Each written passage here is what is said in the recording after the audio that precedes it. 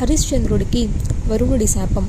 జన్మేజయ, సూర్యవంశంలో శ్రీరామచంద్రుడి కంటే ముందు హరిశ్చంద్రుడనే మహారాజు ఉన్నాడు.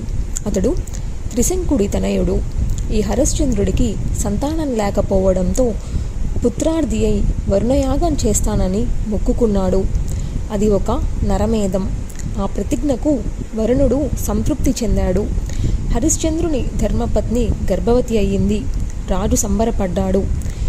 గర్భ సంస్కారాలన్నీ యథావిధిగా జరిపించాడు. నెలలు నిండాయి. సర్వలక్షయ సంయుతుడైన సుతుడు జన్మించాడు.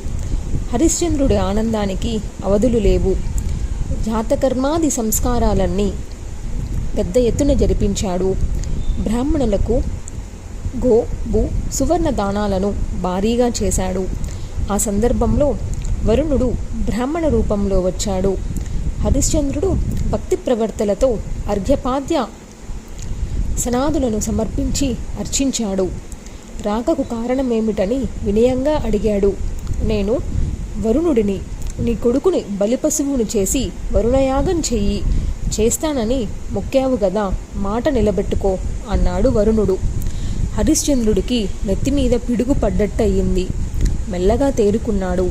స్వామి, మొక్కాను కనుక తప్పకుండా చేస్తాను. ఏ లోటు రాకుండా యథావిధిగా చేస్తాను. మాట నిలబెట్టుకుంటాను.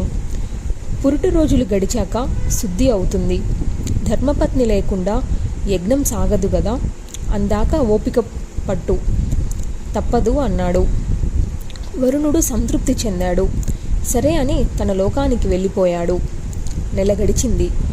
పురుటి శుద్ధి అయింది. వరుణుడు మళ్ళీ పరీక్షించడం కోసమా అన్నట్టు విప్రవేశంలో వచ్చాడు. యజ్ఞం ఎప్పుడు మొదలవుతుంది అని అడిగాడు. హరిశ్చంద్రుడు ఈసారి మరొక వంక చెప్పాడు. స్వామి, ఉపనయన సంస్కారం జరపకుండా కొడుకును ఎలా బలి ఇవ్వను? క్షత్రుడే కాడు కదా. అటువంటి ఆ సంస్కృత బలి ప్రదానం పవిత్రమైన వరుణ యజ్ఞానికి కలంకమవుతుంది. నేను నీ సేవకుణ్ణి, దీనుడినై అభ్యర్థిస్తున్నాను. ఉపనయనం చేయకుండా కొడుకును బలివ్వడానికి ధర్మశాస్త్రాల ప్రకారం తండ్రిగా నాకు అధికారం లేదు. అంచేత అప్పటిదాకా ఓపిక పట్టు, మరొక్క అవకాశం అనుగ్రహించు అని ప్రాధేయపడ్డాడు. రాజేంద్ర, నన్ను వంచాలని చూస్తున్నావు. ముందుకు బడాయిగా ప్రతిజ్ఞ చేశావు. ఇప్పుడు పుత్ర స్నేహ బంధాన్ని తెంచుకోలేకపోతున్నావు. నాకు తెలుసు. లేక సంతానం కలిగితే అపుత్రుకుల వాత్సల్య బంధం ఎంత గాఢంగా ఉంటుందో. సరే, అర్థం చేసుకున్నాను. ప్రస్తుతానికి ఈ ఒక్క అవకాశము ఇస్తున్నాను. ఇంటికి వెళుతున్నాను. ఎప్పుడు రమ్మంటావో చెప్పు, అప్పుడే వస్తాను. అప్పుడు ఇంకోటి చెప్పి బతిమాలుకున్నా బామాలుకున్నా అంగీకరించను. మాట తప్పావో ఊరుకోను, శపిస్తాను, తెలిసిందా అని బెదిరించాడు వరుణుడు. స్వామి, మాట తప్పనుగాక తప్పను. సమావర్తన సంస్కారం జరిపించిన వెంటనే పుత్రుణ్ణి బలి పశువుని చేసి నీ యజ్ఞం నిర్వహిస్తాను. నా మాట నమ్ము అని చెప్పి హరిశ్చంద్రుడు వరుణుడిని అప్పటికి పంపించేశాడు. పుత్రుడికి రోహితుడు అని నామకరణం చేశాడు. అతడు దినదిన ప్రవర్ధమానుడై సకల విద్యలు అభ్యసించాడు. తాను బలిపశువుగా తన తండ్రిగారు వరుణుడికి నరమేధం బాకీ పడ్డాడని సవిశ్రయంగా తెలుసుకున్నాడు. తనకు మరణం చేరువలోనే ఉందని గ్రహించి భయభీతుడయ్యాడు. ఒక రోజున ఎవరికీ తెలియకుండా ఇంటిలో నుంచి పారిపోయాడు. అగమ్య గిరి గహ్వరాలకు చేరుకొని నరమానవులకు కళ్ళకు కనపడకుండా కాలం గడుపుతున్నాడు. వరుణుడు సరిగ్గా సంవత్సరాలు లెక్క వేసుకొని హరిశ్చంద్రుడి దగ్గరికి వచ్చాడు. యజ్ఞం ఇంకా మొదలు పెట్టలేదేమని గదించాడు. కలత చెందిన మనసుతో వడిలిపోయిన ముఖంతో ఎదురు వచ్చిన హరిశ్చంద్రుడు, స్వామి, ఇంకేమి యజ్ఞం? కొడుకు పారిపోయాడు. ఎక్కడికి పోయాడో ఎంత వెతికినా జాడ తెలియలేదు. ఏమి చేయమంటావు అన్నాడు. వరుణుడికి కోపం కట్టెలు తెంచుకుంది. అసత్యవాది, నన్నే వంచిస్తావా? నీకు జలోదరం వచ్చుగాక అని శపించి విసవిసా నడిచి వెళ్ళిపోయాడు. హరిశ్చంద్రుడికి జలోదర వ్యాధి ఆ క్షణంలోనే సంక్రమించింది. క్రమేపీ ముదిరింది. శాపం వల్ల వచ్చిన రోగం కనుక ఏ వైద్యానికి లొంగడం లేదు. రాజు మంచం పట్టాడు. ఒక బాటసారి ద్వారా రోహితుడికి విషయం తెలిసింది. రోహిత, నీ తండ్రి రోగపీడితుడయ్యాడు. వరుణుడు శపించాడు. నువ్వు పుట్టి నీ తండ్రికి జలోదరం తెచ్చిపెట్టావు. ఏమి పుట్టుకురా నాయనా అనేది. నువ్వు మాత్రం ఇక్కడ సుఖంగా శరీరం పెంచుతున్నావు. దీనితో ఏం సాధిద్దామనుకుంటున్నావో గాని తండ్రిని రోగిష్టిని చేసిన నీ జన్మ వ్యర్థం, ముమ్మాటికి నిష్ఫలం, నిష్ప్రయోజనం. తండ్రి కోసం ప్రాణాలు త్యాగం చేయడం ఉత్తమ పుత్రుల లక్షణం. నీ కోసం కన్న తండ్రి వ్యాధపీడితుడు కావడం నీ అధమత్వానికి సంకేతం. పుత్రాధమం అంటూ ఆ బాటసారి దులిపేశాడు. రోహితుడికి ధర్మం తెలిసి వచ్చింది. తండ్రిని చేరుకుందామని నిశ్చయించుకున్నాడు. సరిగ్గా ఆ సమయానికి ఇంద్రుడు బ్రాహ్మణ రూపంలో వచ్చాడు. పరమ దయాన్వితుడిలాగా రహస్యంగా హితోపదేశం చేశాడు. రాకుమారా, ఇంటికి వెళదామనుకుంటున్నావా? పరమ మూర్ఖుడిలా ఉన్నావే. నీ తండ్రి జలోదరంతో చావు బతుకుల మీద ఉన్నాడు. బడాయికి పోయి వరుణయజ్ఞం చేస్తానని ప్రతిజ్ఞ చేశాడు. చెయ్యలేక శాపానికి గురయ్యాడు. ఇప్పుడు నువ్వు వెళితే యూపస్తంభానికి కట్టేసి వరుణుడికి బలి ఇస్తాడు. వృధాగా చనిపోవాలనుకుంటే ఇంటికి వెళ్ళు, లేకపోతే హాయిగా ఇక్కడే జీవించు అని ఆ కపట బ్రాహ్మణుడు ఉపదేశం చేశాడు. రోహితుడు ప్రయాణం విరమించుకున్నాడు. అటుపైన అప్పుడప్పుడు ఎవరో ఒక బాటసారి అటువైపు రావడం, తండ్రి విషయం చెప్పడం, ఇతడు ఇంటికి వెళదామనుకోవడం, ఇంద్రుడు బ్రాహ్మణ వేషంలో వచ్చి వారించడం జరుగుతూనే ఉన్నాయి. ఇదొక దేవీమాయ విశేషం. హరిశ్చంద్రుడు ఒక రోజున తన సన్నిధానంలో నిలబడి రాజగురువు వశిష్ఠుల వారిని ఏకాంతంగా అడిగాడు. మహాత్మా, ఏమి చేయమంటారు? ఈ బాధ భరించలేకపోతున్నాను. మనసంతా వ్యధాకూలంగా ఉంటుంది. ఏదో తెలియని భయం పట్టి పీడిస్తుంది. ఏదైనా ఉపాయం చెప్పి దారి చూపించు, నన్ను కాపాడండి మహానుభావ అని ప్రాధేయపడ్డాడు. అప్పుడు వశిష్ఠుడు, మహారాజా, ఉపాయం లేకపోవడం ఏమిటి? ఉంది. అడిగావు కనుక చెబుతున్నాను విను. ధర్మశాస్త్రాలలో 13 రకాల పుత్రులని చెప్పారు. అందులో క్రీతపుత్రుడు ఒకడు. అందుచేత పుష్కలంగా ధనం ఇచ్చి ఒక బ్రాహ్మణ బాలుడిని కొని అతడిని బలి ఇచ్చి యజ్ఞం పూర్తి చెయ్యి. వరుణుడు సంతృప్తి చెందుతాడు. నీ రోగం శాంతిస్తుంది అని దారి చూపించాడు.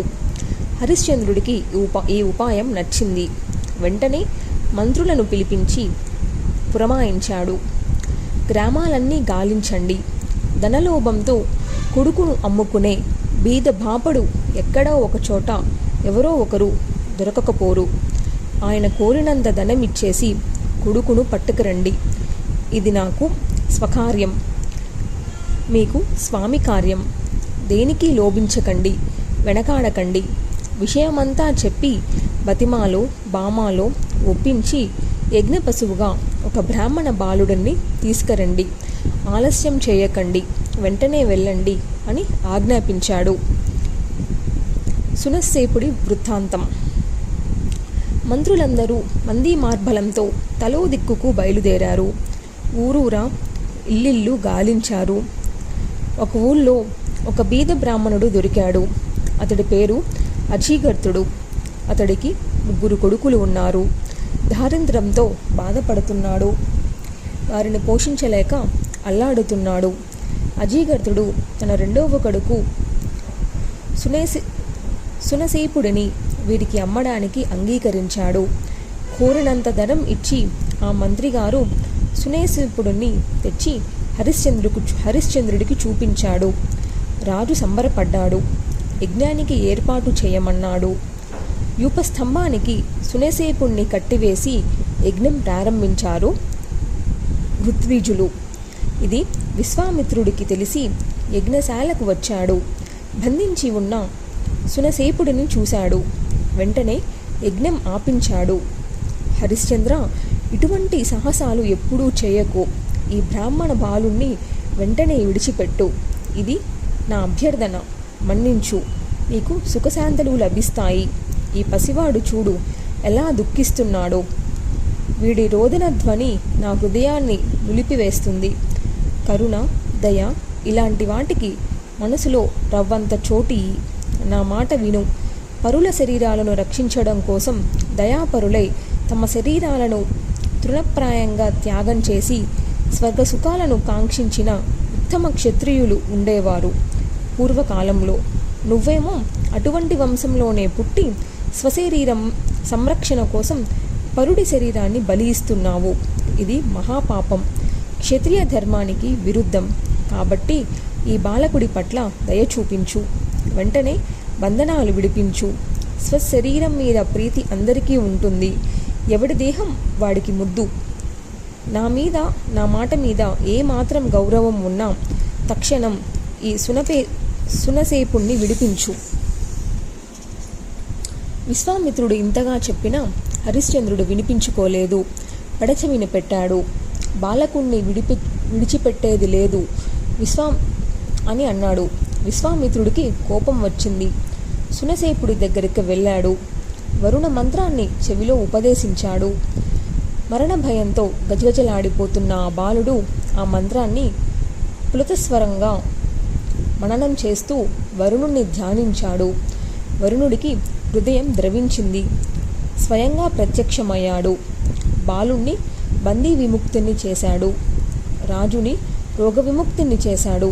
తన లోకానికి వెళ్ళిపోయాడు. విశ్వామిత్రుడు మాత్రం హరిశ్చంద్రుడు నా మాట లక్ష్య పెట్టాడు కాదని మనసులో గంటు పెట్టుకొని రుసరుసలాడుతూ నిష్క్రమించాడు. వశిష్ఠ విశ్వామిత్రులు ఆడిబక యుద్ధం. అటు తర్వాత కొంతకాలానికి హరిశ్చంద్రుడు గుర్రమెక్కి అడవిలోకి వేటకు వెళ్ళాడు. కౌశికీ నదీ తీరాన మధ్యాహ్న సమయంలో ఒక అడవి పందిని సంహరించబోతుండగా విశ్వామిత్రుడు ఉద్దబ్రాహ్మణ వేషంలో వచ్చి అడ్డుకున్నాడు. వంచన చేసి రాజ్య సర్వస్వాన్ని దానంగా గ్రహించాడు. హరిశ్చంద్రుడు రాజధానికి తిరిగి వచ్చి విషయమంతా వశిష్ఠుల వారికి విన్నవించాడు. విశ్వామిత్రుడే తన యజమానుణ్ణి వంచన చేసి రాజ్యం కాజేశాడని వశిష్ఠుడు గ్రహించాడు. అయినా ఏమీ ఎరగనట్టే మాట్లాడి రాజును ఓదార్చాడు. దాతృత్వాన్ని అభినందించాడు. కానీ తగిన సమయం రాకపోతుందా అని ఎదురుచూస్తున్నాడు. ఒక రోజున వశిష్ఠ విశ్వామిత్రులు ఏదో వనంలో యథాలాపంగా తారసపడ్డారు. ఒకరిని చూసి ఒకరికి కోపం బగ్గుమంది. వశిష్ఠుడే ముందుగా నోరు చేసుకున్నాడు. క్షత్రియాధమ, దుర్బుద్ధి, బ్రాహ్మణ వేషధారి, కొంగజపం చేస్తూ దాంబికలు కొడుతున్నావు, అహంకారంతో విర్రవీగుతున్నావు. నా మహారాజు హరిశ్చంద్రుణ్ణి నిరపరాధిని వంచించి రాజ్యం కాజేశావు, దుఃఖ సముద్రంలో ముంచేశావు. నీ కొంగజపానికి తగినట్టే కొంగవైపో అని నిష్ఠూరంగా శపించాడు. విశ్వామిత్రుడికి మరింత ఒళ్ళు మండింది. పాత కలహాలు జ్ఞాపకం వచ్చాయి. ఈ శాపంతో ఆజ్యం పోసినట్టయింది. బగ్గుమన్నాడు. నువ్వొక బాతువైపో అని ప్రతిశాపమిచ్చాడు. ఇద్దరూ క్షణంలో జలపక్షులుగా మారిపోయారు. అయినా క్రోధాలు చల్లారలేదు. చాలాసేపు కలహించుకున్నారు. సాయంకాలం అయ్యేసరికి ఆ మానస సరస్థీరంలో ఇద్దరూ చెరొక గట్టున చెరొక చెట్టులో గూడులు కట్టుకొని నివాసాలు ఏర్పరచుకున్నారు. తెల్లవారడం ఆలస్యం. ఇద్దరూ కలియబడి గోళ్లతో ముక్కులతో గీరుకుంటూ పొడుచుకుంటూ యుద్ధం చేస్తున్నారు. రక్తసిక్తులై పూచిన మోదుగు చెట్లు అవుతున్నారు. వాళ్ళ కూతలు, అరుపులు సర్వలోకాలకు చిరాకు పుట్టిస్తున్నాయి. 1000 సంవత్సరాలు నిత్యకృతంగా పోరాటం సాగింది. ఎంతకు దీనికి ఒక అంతం కనిపించలేదు. బ్రహ్మదేవుడు కల్పించుకున్నాడు. సర్వదేవత పరివృతుడై మానస తీరానికి వచ్చాడు. ఇద్దరిని విడదీసి వేరువేరుగా ఓదార్చి శాంతింపజేసి మొత్తానికి ఎలాగోలాగా యుద్ధం విరమింపజేశాడు. ఇద్దరి శాపాలను తొలగించాడు. ఎవరి ఆశ్రమాలకు వారిని సాగనంపాడు. తాను తన పరివారము నిష్క్రమించారు. అటుపైన బ్రహ్మ చేసిన ఒడంబికకు కట్టుబడి వశిష్ఠ విశ్వామిత్రులు మిత్రులయ్యారు.